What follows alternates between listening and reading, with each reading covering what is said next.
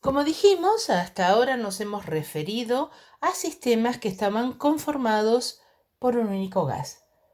Pero, ¿qué ocurriría si en un recipiente existieran más de un gas presente? En 1801, John Dalton formuló la ley conocida como Ley de las Presiones Parciales, que establece que la presión total de una mezcla de gases es la suma de las presiones parciales de cada gas.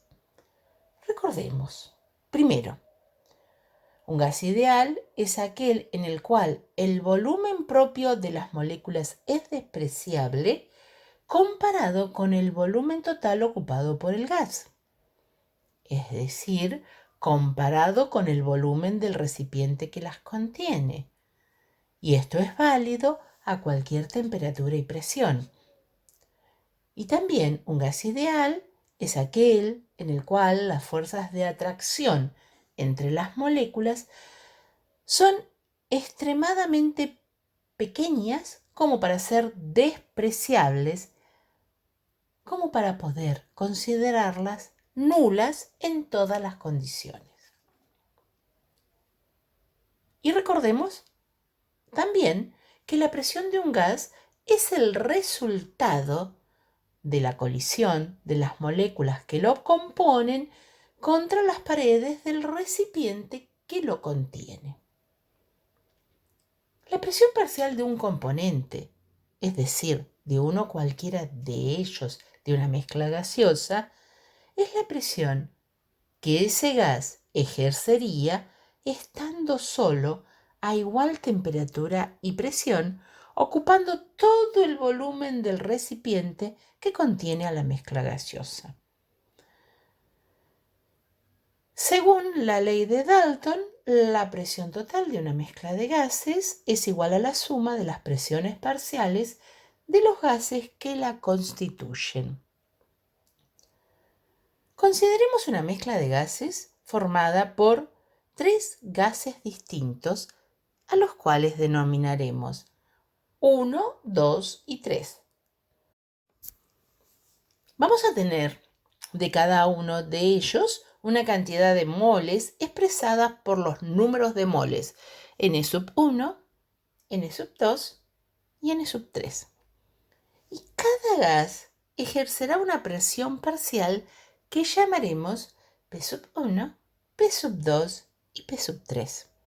Por lo tanto, la presión total P es igual a la suma de estas tres, P1 más P2 más P3. A su vez, utilizando la ecuación general de los gases, P por B igual a N por R por T, para cada uno de ellos, recordemos que eran tres, podremos determinar su presión parcial. Para todos, el valor de la temperatura, que recordemos la expresamos siempre en Kelvin, es el mismo, y también es el mismo el volumen, que no es otra cosa que el volumen del recipiente que contiene a la mezcla gaseosa. Vamos a poder obtener así cada presión en función de los distintos números de moles de cada componente gaseoso. Continuando con el tema en el cual estábamos viendo que teníamos una mezcla gaseosa, vamos a definir ahora fracción molar de un componente. El símbolo que la representa es la letra X. La fracción molar es la relación entre el número de moles de un componente en una mezcla y el número de moles totales. Acá, en la diapositiva, tenemos dos gases, A y B. El número de moles totales es igual a la suma del número de moles de A más el número de moles de B. La fracción molar de A es igual al número de moles de A dividido el número de moles totales. La fracción molar de B es igual al número de moles de B dividido el número de moles totales. Siempre la suma de las fracciones molares da 1. Si hacemos la relación entre cualquiera de las presiones parciales y la presión total, es decir, si dividimos a la presión parcial de A por la presión total, vamos a tener en el denominador el número de moles de A por R, constante general de los gases, por T, dividido el volumen del recipiente. En el numerador vamos a tener número total de moles por R, constante general de los gases, por la temperatura, dividido el volumen del recipiente.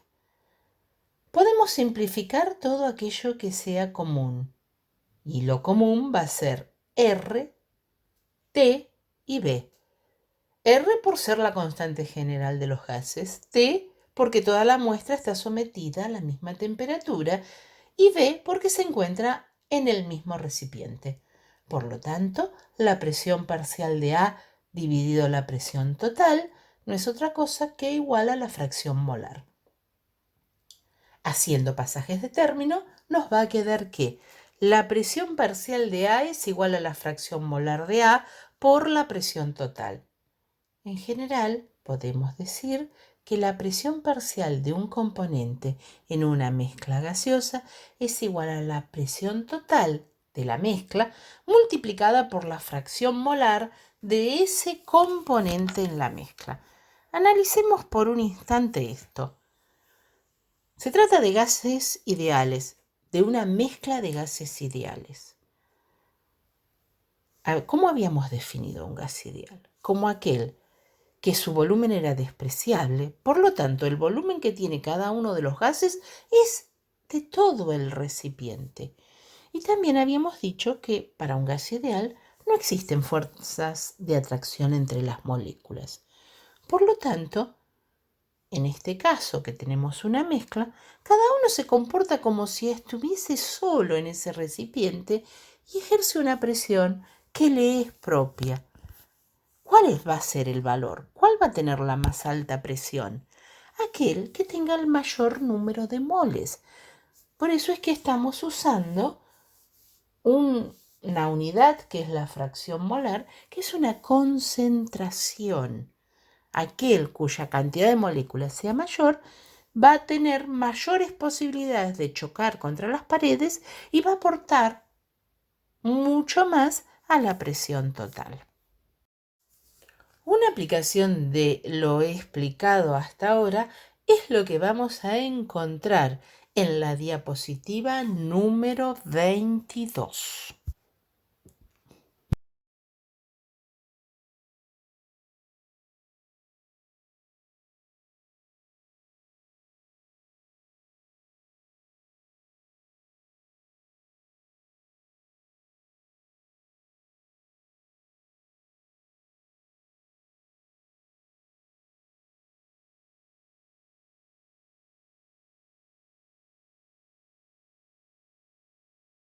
Los gases pueden difundir a través de un tubo o escapar de un recipiente que tenga una fina abertura a velocidades diferentes dependientes de la densidad o peso molecular del gas.